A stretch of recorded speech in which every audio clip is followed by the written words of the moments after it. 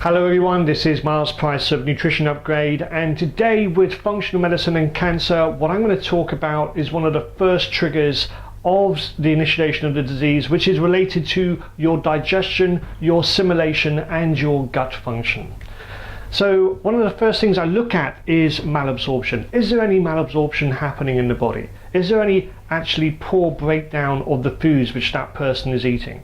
Because if there is, what we could basically be limiting is the vitamins, minerals, fatty acids and amino acids which are needed by the body. And we ask ourselves why? Well, essentially we know that from vitamins, the vitamin A, D, E are essential for creating an optimal immune system. And for minerals, there's a couple of key minerals which support the immune system working properly. This is zinc and magnesium.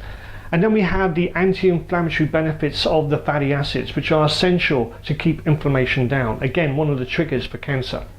And we know the amino acids are essential building blocks of the immune system. So any one of these deficiencies can, over a period of time, contribute to a weakening of the immune system, which can then increase the likelihood of cancer cells developing. So we really have to investigate whether or not there is malabsorption or not. And one of the best ways to do this is to do a white blood cell or red blood cell analysis of the nutrients, an intracellular status of what is actually happening inside the cells in their nutrients. If we understand that, then we can see if the nutrients are getting absorbed into the body. Another good way of looking at absorption, malabsorption, is doing what's called a comprehensive digestive stool analysis, when we actually investigate are there any components on the stool of any foods. If there are, then we can see that there's malabsorption going much further up in the intestine. The next thing I look at is gut dysbiosis. Gut dysbiosis is basically looking at the balance between good and bad bacteria. We have up to 2 kilos of bacteria living in our guts, and the bacteria are made up of good bacteria, bad bacteria, as I said, and some fungi. And if we get the balance right, then we're actually breaking down the foods. We're producing B vitamins, we're producing a protective barrier around the inside of our gut, which is very protective for our health. However, if the bad bacteria take control, if there's opportunistic funguses taking control, then we get what's called gut dysbiosis.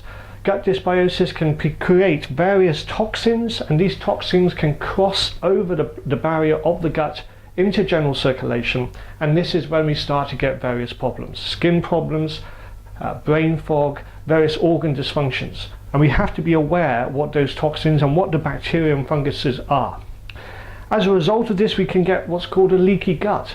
And this is where the lining of the gut is actually more permeable than it should be, and that's allowing these toxins to come through. The final thing we look at is organ function. The stomach, liver, pancreas and intestine all need to be working optimally and in unison. As we get past a certain age, say 50 or 55 years old, the stomach secretion of stomach acid actually starts to get less. And we need to be aware of this. And we need to be aware of the foods and the lifestyle choices which actually affect stomach acid secretion, like drinking too much coffee, like drinking too much alcohol, for example. The liver is an essential organ to support all the B vitamins, the minerals, fatty acids and amino acids all support liver function to be optimal. And making sure the fat consumption is there too, because fats support the production of bile. And bile is essential for the breakdown of foods, especially the fatty components of foods, which is what we need for optimal hormonal function.